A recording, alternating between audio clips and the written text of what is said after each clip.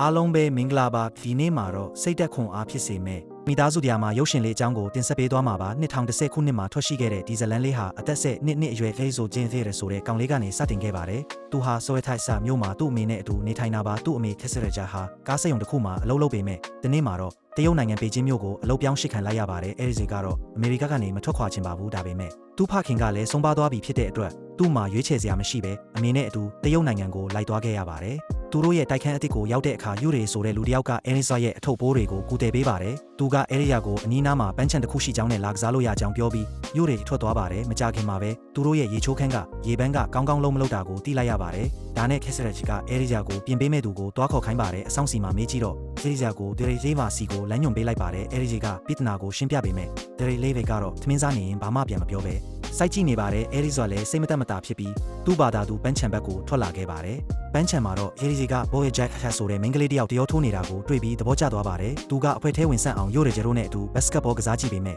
တိတ်မတော်ပါဘူးသူကစင်ချေရီပေးနေလို့နောက်ဆုံးမှာသူတို့ကပေးမကစားတော့ပါဘူးဘော်ရဲ့ဂျက်ဟက်ကိုအထင်ကြီးအောင်ဆေးစီကအဖိုးကြီးတယောက်ကိုစားပွဲတင်တင်းနဲ့စင်ခေါ်ကစားပေမဲ့အဖိုးကြီးကအလွယ်တကူပဲအနိုင်ယူလိုက်ပါတယ်အဲရီကဘော်ရဲ့ဂျက်ဟက်ကိုခဏခဏလမ်းကြည့်နေတာကိုရိုးရကတွေ့ပြီးသွားစကားပြောဖို့တိုက်တွန်းပါတယ်အဲရီကဘော်ရဲ့ဂျက်ဟက်စီသွားပြီးတရုတ်လိုစကားပြောဖို့စ조사ပေမဲ့သူမကအင်္ဂလိပ်လိုပြန်ဖြေပါတယ်သူတို့နှစ်ယောက်စကားပြောလို့ကောင်းနေတော့မှပဲဘော်ရဲ့ဂျက်ဟက်ရဲ့မိသားစုသူငယ်ချင်းအော့စရဲ့ရောက်လာပြီးသူမကိုတားလိုက်ပါတယ်သူကဘော်ရဲ့ဂျက်ဟက်ကိုစတင်နှောင့်ယှက်ပါတယ်အဲရီကသူမကိုကာကွယ်ဖို့ဝင်တားပေမဲ့ကဲစရဲ့ကသူ့ကိုပြင်းပြင်းထန်ထန်တွန်းထုတ်လိုက်တဲ့အတွက်မြေကြီးပေါ်လဲကျသွားပါတယ်အဲရီကပြန်တိုက်ဖို့စ조사ပေမဲ့ကဲစရဲ့ကသူ့ကိုထပ်ပြီးဖမ်းချုပ်ရိုက်နှက်ပါတယ်ရိုးရက်ကအော့စရဲ့ကိုစိတ်အေးထားဖို့စ조사ပြောဆိုပြီးဆရီကအသစ်ဖြစ်တဲ့အတူအဲ့ဒီကအခြေအနေတွေကိုနားမလည်သေးကြောင်းရှင်းပြပါတယ်သူကအော့စရဲ့ကိုခွင့်လွှတ်ဖို့တောင်းဆိုပေမဲ့ကဲစရဲ့ကနားမထောင်ပါဘူးဆရီကဒဏ်ရာရနေပေမဲ့လည်းအဲစရဲ့ကိုဆက်ပြီးခုခံဖို့စ조사တဲ့အတွက်ကဲစရဲ့ကသူ့ကိုရရဆက်ဆက်ရိုက်နှက်လိုက်ပါတော့တယ်ဘော်ဂျက်ခိုက်ကဝင်သားမှကဲစရဲ့ကရက်သွားပါတယ်အဲဒီကတော့ရှက်လဲရှက်နာလဲနာနေတဲ့အတွက်ဘော်ဂျက်ခိုက်ကိုသူ့ဘာသာသူထားခဲ့ဖို့ပြောပြီးတိုက်ခန်းကိုခိုးပြန်လာခဲ့ပါတယ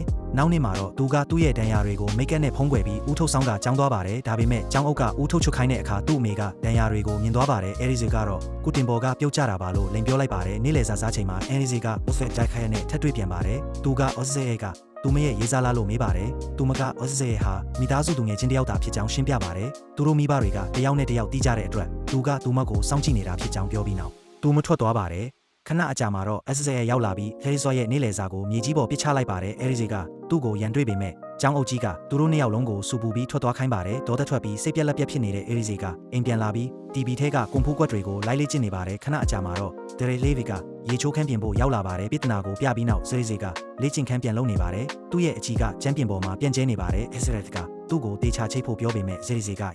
ရိုင်းဆိုင်ပြန်ပြောပါတယ်သူမကသူ့ကိုစူပူပြီးအချီကိုတင်ခိုင်းပါတယ်ဒရီလေးဗီကတော့အရာအလုံးကိုတိတ်တိတ်လေးကြည့်နေပါတယ်နောက်နေ့ကျောင်းမှာဆယ်ရီကအော့စရဲ့နဲ့သူ့သူငယ်ချင်းတွေကိုရှောင်ဖို့စ조사ပါတယ်သူကဘော်ရဲ့ဂျက်ခိုက်ကသူ့ဆရာနဲ့အတူလေ့ကျင့်နေတဲ့ဂီတခန်းထဲကိုခိုးဝင်သွားပါတယ်သူမကတရောကိုလှပစွာတီးခတ်ပေမဲ့သူ့ဆရာကတော့သူမကိုချီကျူးဖို့တောင်မင်းနေပါတယ်အဲဒီကဘော်ရဲ့ဂျက်ခိုက်ကိုဘာအတွက်လေ့ကျင့်နေတာလဲလို့မေးပါတယ်သူမကနောက်လာမှာဘေကျင်းဂီတအကယ်ဒမီအတွက်လူရွေးပွဲရှိကြောင်းနဲ့သူမကအဲ့ဒါအတွက်ပြင်ဆင်နေကြောင်းပြောပြပါတယ်သူမရဲ့ဆရာပြန်လာတဲ့အခါအင်းနီစီကအခန်းထဲကထွက်လာပါတယ်အပြင်မှာတော့ကဲဆယ်နဲ့သူ့သူငယ်ချင်းတွေကအဲဒီကိုထပ်ပြီးဝိုင်းနိုင်ကျင်းကြပါတယ်သူ့ကြောပိုးအိတ်ကိုမြေကြီးပေါ်ပစ်ချပြီးနှောင့်ယှက်ကြပါတယ်ကျောင်းစင်းတော့အဲဒီကသူ့အမေနဲ့အတူဈေးသွားပါတယ်အဲ့ဒီမှာသူကကွန်ဖူးတင်တန်းကျောင်းတစ်ခုကိုတတိထားမိပါတယ်စိတ်ဝင်စားလို့သူကသူ့အမေကိုအထဲခေါ်သွားပါတယ်အထဲမှာကလေးတွေအများကြီးကွန်ဖူးလေ့ကျင့်နေကြပြီးသူတို့ထဲမှာကဲဆယ်ရဲနဲ့သူ့သူငယ်ချင်းတွေလည်းပါဝင်ပါတယ်အဲဒီကသူတို့ကိုမြင်တာနဲ့ချက်ချင်းပဲလှည့်ပြီးတင်တန်းကျောင်းထဲကထွက်လာပါတယ်ဒါကတော့အင်းဆော့ရဲ့တကယ်ခီးရဲ့အစပဲရှိပါသေးတယ်အဲဒီကအဲဒီကိုဘာဖြစ်တာလဲဘာလို့တင်တန်းကျောင်းထဲကရုတ်တရက်ထွက်လာတာလဲလို့မေးပါတယ်မျက်ရည်တွေကျပြီးအဲဒီက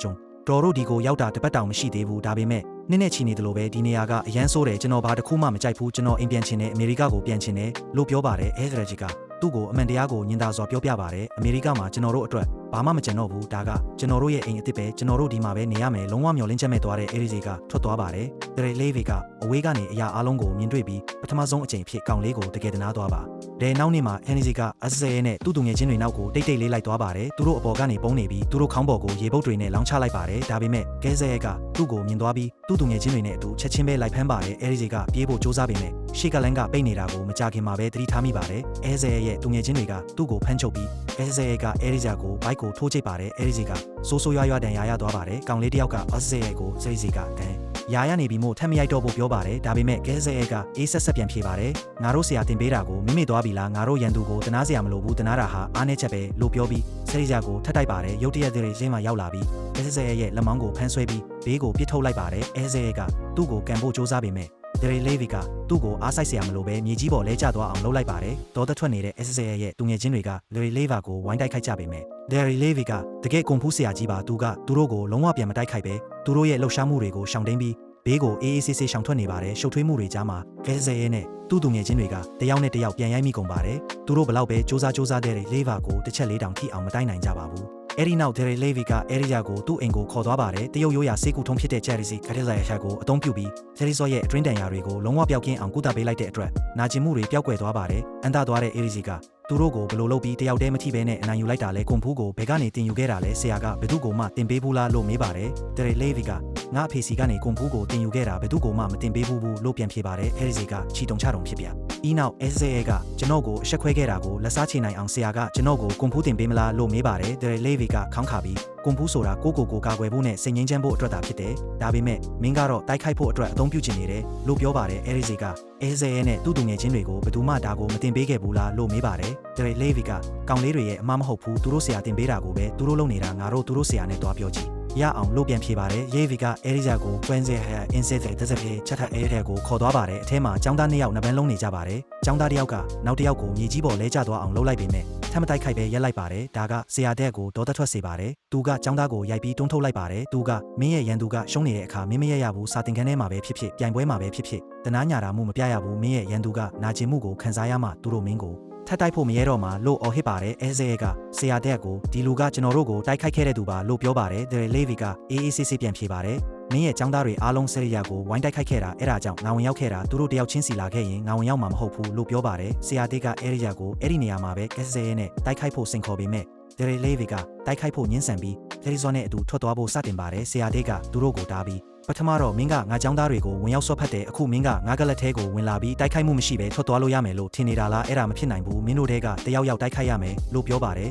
်ဒရီလေးဗီကအေးအေးဆေးဆေးပြန်ဖြေပါတယ်ဇရီစီကတိုက်ခိုက်မှာပါဒါပေမဲ့ပြိုင်ပွဲမှာပဲအဲ့ဒီအချိန်ထိမင်းရဲ့ចောင်းသားတွေကသူ့ကိုမနှောင့်ယှက်ရဘူးလို့ပြောပါတယ်ဆရာတဲ့ကသူ့ចောင်းသားတွေကိုပြိုင်ပွဲမတိုင်ခင်ဖယ်ရီယာကိုမထိဖို့အမိန့်ပေးပါတယ်ပြီးတော့သူကဗရီလေးဗာကိုတတိပေးပါတယ်သူမလာရင်မင်းတို့2ယောက်လုံးနောင်တရစေရမယ်လို့ပြောပါတယ်ဒရီလေးဗီကအဲရီယာကိုခေါ်ပြီးထွက်သွားပါတယ်အပြင်မှာဆယ်ရီစီကထိတ်လန့်တကြားနဲ့ဆရာဘာလုပ်လိုက်တာလဲအရင်ကဩစစေကကျွန်တော်ကိုလူမသိအောင်ရိုက်နှက်ခဲ့တာအခုဆရာကြောင့်သူကပြိုင်ပွဲမှာလူများရှိမှကျွန်တော်ကိုဖျက်ဆီးတော့မှသူ့ရဲ့ကွန်ဖူးနဲ့ကျွန်တော်ဘယ်လိုရှင်ပြန်ရမှာလဲလို့ပြောပါတယ်ဒရီလေးဗီကခိုင်မာစွာပြန်ဖြေပါတယ်အဲ့ဒီလူကကွန်ဖူးကိုမတင်ပေးဘူးသူကရက်စက်မှုကိုတင်ပေးတာမင်းစိတ်ပူစရာမလိုဘူးငါမင်းကိုတကယ်ကွန်ဖူးတင်ပေးမယ်လို့ပြောပါတယ်ဒါကိုကြားတော့ရေးစီကဝမ်းသာအားရဖြစ်သွားပါတယ်နောက်နေ့မနက်မှာသူကစောစောထပြီးဒရီလေးမရဲ့အိမ်ကိုအပြေးလွှားသွားပါတယ်သူ့ကိုအထင်ကြီးအောင်ရေးစီကရဲစရာကောင်းတဲ့ကွက်တွေနဲ့ပြသပေးမယ်ဒရီလေးမရဲ့ပန်းအိုးတစ်လုံးကိုရိုက်ခွဲမိသွားပါတယ်လေးဗီကတစ်သားတိုင်တစ်ခုကိုထောင်ပြီးဆရီယာကိုသူ့အချီကိုအဲ့ဒီပေါ်မှာချိတ်ခိုင်းပါတယ်အဲရီစီကအဲ့ဒီအတိုင်းလုပ်ပါတယ်ပြီးတော့ဒရီလေးဗီကသူ့ကိုအချီကိုပြန်ချုပ်ပြီးဝတ်ခိုင်းပါတယ်အဲရီစီကအဲ့ဒီညွန်ကြားချက်ကိုလိုက်နာပါတယ်ထက်ခါတလဲလဲ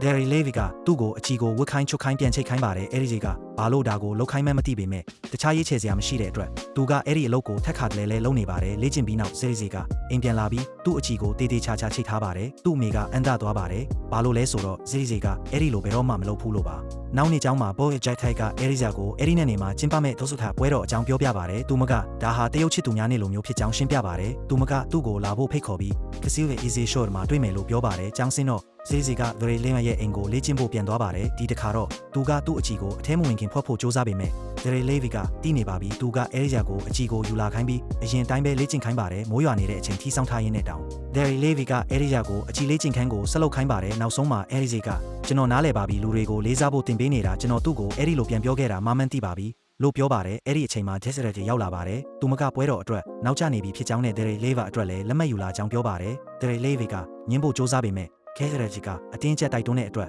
သူကနောက်ဆုံးမှာသူတို့နဲ့အတူလိုက်သွားဖို့သဘောတူပါတယ်ပွဲတော်မှာအဲ့ဒီကြီးကစင်ချေတစ်ခုပေးပြီးခစင်းက easy short ကိုခိုးထွက်သွားပါတယ်အဲ့ဒီမှာသူကဘောရဲ့ဂျက်ခဲနဲ့တွေ့ပြီးတချင်းကဲတစ်ချက်လက်ဆောင်ပေးပါတယ်မကြခင်မှာပဲအထူးကော့စတာပွဲတော်အယုတ်ပြပွဲစတင်ပါတယ်ဒရီလေးမနဲ့ခက်စရက်ကြီးလည်းလာရောက်ကြည့်ရှုကြပါတယ်ဘောရဲ့ဂျက်ခဲကပြပွဲနောက်ွယ်ကဇလန်းကိုရှင်းပြပါတယ်ဒါကနတ်သမီးတစ်ပါးနဲ့သူမရဲ့ချစ်သူအကြောင်းပါနတ်သမီးရဲ့အမေကအဲ့ဒီလူကိုမကြိုက်တဲ့အတွက်သူတို့ကိုထာဝရခွဲခွာဖို့ကောင်းကင်မှာမြစ်တစင်းဖန်တီးလိုက်ပါတယ်ချစ်သူနှစ်ဦးအတွက်ဝမ်းနဲ့ကြေကွဲနေတဲ့ကောင်းကင်ဘော်ကနှက်တွေအားလုံးတစ်နှစ်တစ်ခါစုပေါင်းပြီးတရားတစင်းဖန်တီးပေးတဲ့အတွက်ချစ်သူနှစ်ဦးဟာအနည်းဆုံးတညတာတော့အတူတူနေခွင့်ရကြပါတယ်အဲရီစီက perfect jack ကိုဂတိပေးပါတယ်မင်းကငါပြိုင်ပွဲကိုလာကြည့်ရင်ငါကမင်းရဲ့ဂီတအကယ်ဒမီလူရေးပွဲကိုရောက်နေမှာပါ လို့ပြောပါတယ်ဘော့ရဲ့ဂျိုက်ခိုက်ကယုံပြီးလာမယ်လို့ကတိပေးပါတယ်သူတို့နှစ်ယောက်တယောက်ကိုတယောက်တန်ရောစင်ရှိနေကြပြီးအဲ့ဒီအချိန်မှာပဲသူတို့အမြင်နဲ့လိုက်ကြပါတယ်သူတို့က projector ရှေ့မှာထိုင်နေတဲ့အတွက်သူတို့ရဲ့အရေးတွေပဲဖန်သားပြင်ပေါ်မှာပေါ်နေပါတယ်ပရိသတ်တွေကအန်တာတို့အားကြပေမဲ့သူတို့ဘယ်သူတွေလဲဆိုတာဘယ်သူမှမသိကြပါဘူးနောက်နေ့မှာ Dre က Mr. Han ရဲ့အိမ်ကိုလေ့ကျင့်ဖို့ပြန်သွားပါတယ်ကဒါပေမဲ့ Mr. Han ကသူ့ကိုအကြီးချိတ်တဲ့အလုပ်ကိုပဲထပ်လုပ်ခိုင်းပါတယ်ကဒီတစ်ခါတော့ Dre ကစိတ်မရှိတော့ပါဘူးကသူကကျွန်တော်နားလည်ပါပြီကလူတွေကိုလေးစားရမယ်ဆိုတာကကျွန်တော်ဒီအကြီးကိုအချိန်ပေါင်းရာနဲ့ချီပြီးဝစ်လိုက်ရုပ်ချွတ်လိုက်လုပ်ခဲ့ပြီးပြီကဒါပေမဲ့ဒါတွေအားလုံးရဲ့အတိတ်ပဲကဘာလဲကဒါကချင်းကိုနိုင်ဖို့ဘယ်လိုကူညီမှလဲဆိုတာကျွန်တော်မမြင်ဘူးလို့ပြောပါတယ်ကအဲ့ဒီလိုပြောပြီး Dre ကလှည့်ထွက်သွားဖို့စတင်ပါတယ်က Han ကသူ့ကိုတားပြီးအကြီးကိုဝစ်ခိုင်းပါတယ်က Dre ကအကြီးကိုလှမ်းယူလိုက်တဲ့အခါ Mr. Han ကရုတ်တရက်ဆွဲယူလိုက်ပြီးထပ်ဝစ်ခိုင်းပါတယ်က Dre ကအကြီးဝစ်တယ်လို့ဟန်ဆောင်လိုက်တဲ့အခါ Mr. Han ကသူ့လက်မောင်းကိုချက်ချင်းဖမ်းဆွဲလိုက်ပါတယ်ကMr. Han ကမင်းရဲ့ကြွက်သားမှန်ညံကိုတိစောက်ဖို့အတွက်လှုပ်ရှားမှုတစ်ခုတည်းကိုထပ်ခါတလဲလှုပ်ခိုင်းနေတာလို့ရှင်းပြပါတယ်ကရုတ်တရက် Mr. Han ကသူ့ကိုတိုက်ခိုက်ပေမဲ့ဒီတစ်ခါတော့တစ်ခုခုထူးခြားနေပါတယ်က Dre ကအကြီးလှုပ်ရှားမှုတွေကိုမတိစိတ်ကနေမှတ်မိနေပြီးဘာမှမစင်စားပဲတိုက်ခိုက်မှတိုင်းကိုကာကွယ်နိုင်သွားပါတယ်ကသူကတိုက်ခိုက်မှုတိုင်းကိုချောချောမွေ့မွေ့ရှောင်တိန်ပြီးနောက်ဆုံးမှာ Mr. Han ကိုနောက်ပြန်တွန်းထုတ်လိုက်ပါတယ်က Mr. Han ကပြုံးပြီးကွန်ဘူးဆိုတာငါတို့လုပ်သမျှအရာတိုင်းမှာရှိတယ်ယောငါတို့ဘလို့လှုပ်ရှားတယ်ယောဘလို့နေထိုင်တယ်ယောသူတစ်ပါးကိုဘလို့ဆက်ဆံတယ်ဆိုတာတွေမှာကွန်ဘူးရှိတယ်ကမင်းကဒါကိုမြင်အောင်ကြည့်တတ်ဖို့ပဲလိုတယ်လို့ပြောပါတယ်ကအဲ့ဒီနောက် Mr. Han က Dre ကိုယထာစီပြီးခေါ်သွားပါတယ်က Dre ကအခုဘာတွေတင်ရမှာလဲလို့မေးပါတယ်က Mr. Han ကဒီနေ့မင်းကိုခီခန္ဓာကိုယ်ရဲ့အတွင်းစွမ်းအင်းအကြောင်းတင်ပေးမယ်ကခီကငါတို့ခန္ဓာကိုယ်ထဲမှာစီးဆင်းနေပြီးတကက်ခွန်အားကအဲ့ဒီကနေလာတာလို့ပြန်ဖြေပါတယ်ကယထာဘော်ကဆင်းပြီးနောက် Mr. Han က Dre ကိုတောင်ပေါ်ကရှေးဟောင်းဖျားကျောင်းတစ်ခုကိုခေါ်သွားပါတယ်ကလမ်းမှာ Dre ကအမျိုးသမီးတစ်ယောက်ကခြေတစ်ဖက်ထောက်ပြီးမွေဟောက်တစ်ကောင်နဲ့ညနေချင်းဆိုင်ရက်နေတာကိုသတိထားမိပါတယ်က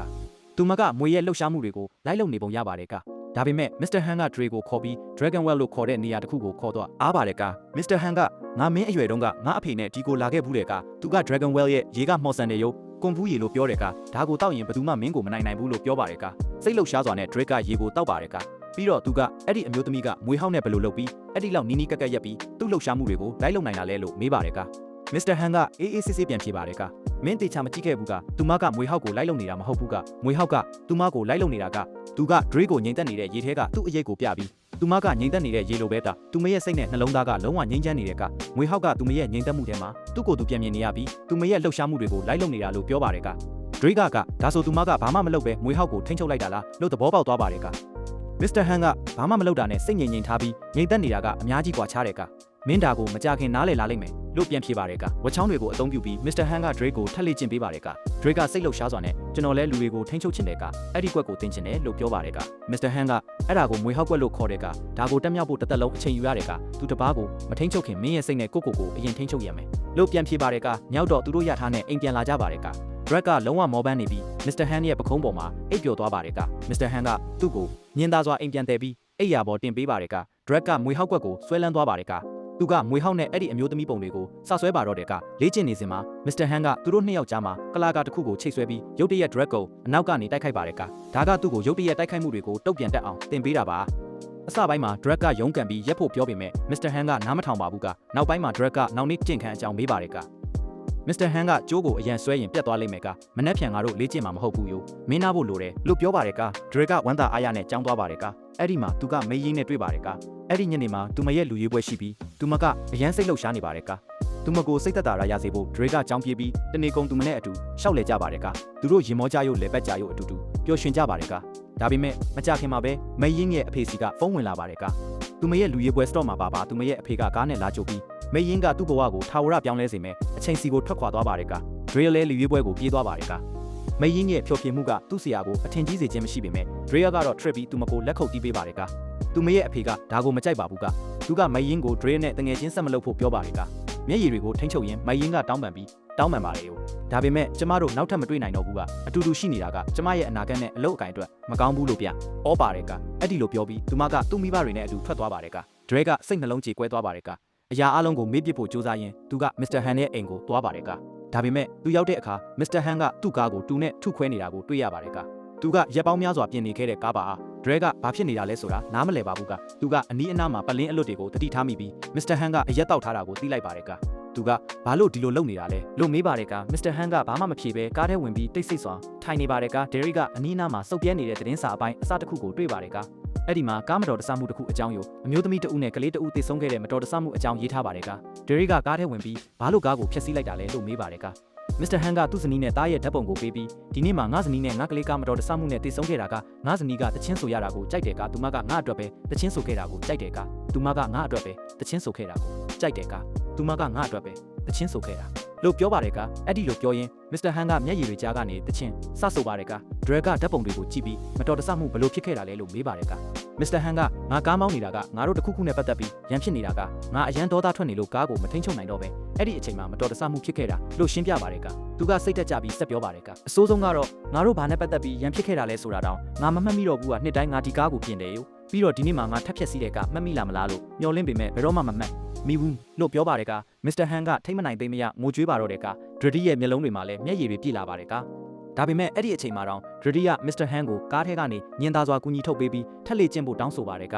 မစ္စတာဟန်ကသူ့မျက်ရည်တွေကိုတုပ်ပြီးဒရဒီကိုဆက်လေ့ကျင့်ပေးပါတယ်ကခဏအကြာမှာရှယ်ရီရောက်လာပါတယ်ကဒရဒီကဒီလောက်အထိအလေးအနက်ထားလေ့ကျင့်နေတာကိုမြင်တော့သူမကအယမ်းပျော်ရွှင်သွားပါတယ်ကရက်ပေါင်းများစွာပြင်းပြင်းထန်ထန်လေ့ကျင့်ပြီးနောက်ဒရဒီဟာကွန်ပူးမှာအများကြီးပိုတန်မာလာပြီးပိုပြီးယုံကြည်မှုရှိလာပါတယ်ကမစ္စတာဟန်ကသူ့ကိုပြန်ပွဲကျင်းပတာကွင်းကိုခေါ်သွားပါတယ်ကသူကဒရဒီကိုနိုင်တာရှုံးတာကိုမစင်စားနဲ့ယိုဂုံတိတ်ခါရှိရှိရှင်းပြိုင်ပါများလေးစားမှုကိုရယူပါယိုအဲ့ဒီကောင်လေးတွေမင်းကိုမနှောင့်ယှက်တော့ဘူးလို့ပြောပါတယ်ကမစ္စတာဟန်ကဒရဒီကိုကွန်ပူးဝစ်စုံလက်ဆောင်ပေးပါတယ်ကဒရဒီကဝမ်းသာအားရဖြစ်သွားပါတယ်က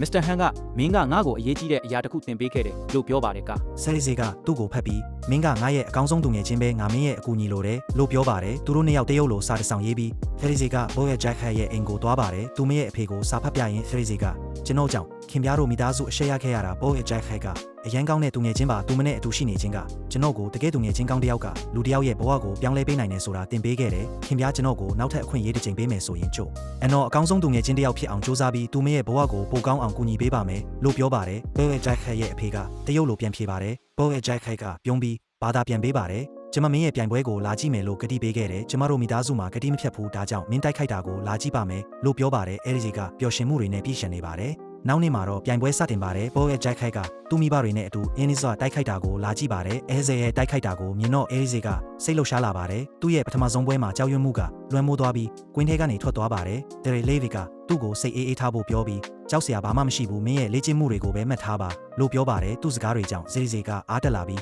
ကွင်းထဲကိုပြန်ဝင်ကသူ့ပြိုင်ဘက်ကိုအလွယ်တကူမြေကြီးပေါ်လဲကျသွားအောင်လှုပ်လိုက်ပါတယ်ပြိုင်ဘက်ကထက်တိုက်ခိုက်တဲ့အခါအင်းနီစီကခေါင်းကိုပြင်းထန်စွာကန်လိုက်ပြီးပွဲကိုပြက်ပြက်သားသားအနိုင်ရသွားပါတယ်တပွဲပြီးတပွဲအင်းနီစီကစက်တိုက်အနိုင်ရနေပါတယ်တစ်ချိန်တည်းမှာပဲဂျန်ဇေဟဲအင်းဆဲဆဲအဲ့ဒီကចောင်းသားတွေလည်းစက်တိုက်အနိုင်ရပြီးဘိုလူပွဲစီကိုဥတီနေပါတယ်အဲဇေကစီမီဖိုင်နယ်ကိုရောက်ရှိပြီးကျွမ်းကျင်တဲ့ပြိုင်ဘက်တွေနဲ့ရင်ဆိုင်ရပေမဲ့သူတို့ကိုရရဆက်ဆက်အနိုင်ယူပါတယ်အဲဒီဆိုလည်းစီမီဖိုင်နယ်ကိုရောက်ရှိပါတယ်သူ့ရဲ့နောက်ပွဲကတော့ကန်ဇေဟဲအင်းဆဲဆဲအဲ့ဒီကထိတန်းចောင်းသားအီဂျီဖဲနဲ့ဖြစ်ပါတဲ့နောက်ဆုံးစင်ခေါ်မှုကပိုပြီးနီးကပ်လာပါတယ်ဆရာအီဂျီဖဲကအီဂျီဖဲကိုဘေးကိုခေါ်သွားပြီးအေးဆက်ဆက်ပြောပါတယ်မင်းစရိယာကိုအနိုင်ယူဖို့မလိုဘူးငါမင်းကိုသူ့ခြေထောက်ကိုချိုးပစ်စေခြင်းနဲ့လို့ပြောပါတယ်သူ့ဆရာရဲ့အမိန့်ကိုလိုက်နာပြီးအီဂျီဖဲကအချိန်မှန်ကိုစောင့်ပြီးဆယ်ရီဆွာရဲ့ဒဏ်ရာရနေတဲ့ခြေထောက်ကိုထက်ခါတလဲလဲတိုက်ခိုက်ပါတယ်အဲဒီစီကနာကျင်မှုနဲ့အတူလဲကျသွားပါတယ်ရက်ဆက်ပြီးမမျှတတဲ့တိုက်ခိုက်မှုတွေကြောင့်အီဂျီဖဲကိုပြိုင်ပွဲကနေထုတ်ပယ်လိုက်ပါတယ်အဲဒီစီကပြင်းထန်စွာနာကျင်နေပြီးဆရာဝန်စီခေါ်သွားပါတယ်ဆရာဝန်ကသူ့ခြေထောက်ကဒဏ်ရာကအရန်ပြင်းထန်နေသူစက်တိုက်ခိုက်လို့မရတော့ဘူးလို့ပြောပါတယ်အဲဒီစီကသူ့အမေနဲ့ဘောရဲ့ဂျက်ထက်ကိုအပြင်ထွက်ခိုင်းပါတယ်ပြီးတော့သူကဂရီလေးပါကိုကြည့်ပြီး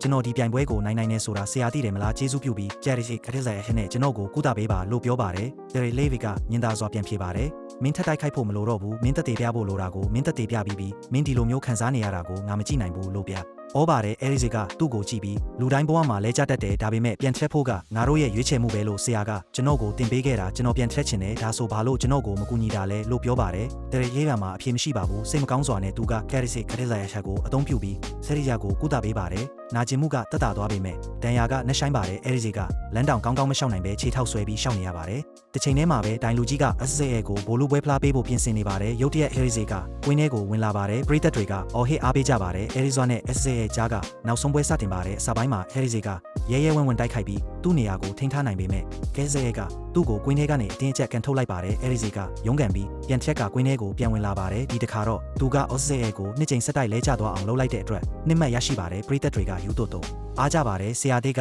ဒေါသတကြီးအစဲကိုခေါ်ပြီးမင်းသူ့ခြေထောက်ကိုချိုးပစ်စေခြင်းနဲ့လို့တီတိုပြောပါတယ်အဲဇေကထိတ်လန့်သွားပါတယ်အဲဇေကပြိုင်ပွဲစည်းကမ်းတွေအတိုင်းတိုက်ခိုက်နေခဲ့တာဒါပေမဲ့အခုသူ့ဆရာကအဲရီဇာကိုပြင်းပြင်းထန်ထန်ဒဏ်ရာရအောင်လုပ်ဖို့အမိန့်ပေးနေပါတယ်ရွေးချယ်စရာမရှိတဲ့အတွက်က ကဲဆဲကအဲရီဆွာရဲ့ဒဏ်ရာရနေတဲ့ခြေထောက်ကိုထပ်တိုက်ခိုက်ပါတယ်အဲ့ဒီခြေထောက်ကတဲဟက်ဆဲကအရင်ကဒဏ်ရာရအောင်လုပ်ခဲ့တဲ့ခြေထောက်ပါအခုတော့ရမတ်တွေတူနေပါပြီနောက်ထပ်တမက်ကဘိုလူပွဲကိုဆုံးဖြတ်ပေးမှာအာဘာစင်းစီကမခံမရနိုင်အောင်နာကျင်နေပါတယ်သူချင်းနှစ်ဖက်လုံးနဲ့မရက်နိုင်တော့ပါဘူးဒါနဲ့သူကမြေဟောက်ကွက်အနေထားကိုပြောင်းလိုက်ပါတယ်ဒါကိုမြင်တော့ဒရေလေးဗေကအန်အားတင်သွားပါတယ်အဲရီစီကလုံးဝငြိမ်သက်သွားပြီးသူ့လေပင်ကိုဘေးတစ်ဖက်စီဖြည်းဖြည်းချင်းလှုပ်ရှားနေပါတယ်အဲဇဲကမတိစိတ်ကနေသူ့လှုပ်ရှားမှုတွေကိုလိုက်လုံနေပါတယ်ရုတ်တရက်ကဲဇဲကရှေ့ကိုပြေးဝင်လာပေမဲ့ဇေရီကတိုက်ခိုက်မှုကိုရှောင်တိန်ပြီးနောက်ပြန်လန်ကကဲဇဲရဲ့မျက်နှာကိုတိတ်တိတ်ကန်လိုက်ပါတယ်အဲဇဲကမြေကြီးပေါ်လဲကျတော့အားပါတယ်အဲရီကပွဲကိုအနိုင်ရသွားပါတယ်ကွင်းထဲမှာအားပေးတန်တွေနဲ့လက်ခုပ်တန်တွေဆူညံသွားပါတယ်လေးစားမှုရဲ့ပြင်းထန်တဲ့အခိုက်အတန့်တစ်ခုမှာအဲဇဲကဘိုလူပွဲဖလားကိုယူပြီးဇေရီကိုယ်တိုင်လက်ဆင့်ကမ်းပေးပါတယ်အဲရီကဂုံယူစွာနဲ့လက်ခံယူပါတယ်အဲဇဲနဲ့သူ့သူငယ်ချင်းတွေကလေးစားစွာဦးညွတ်ပြီး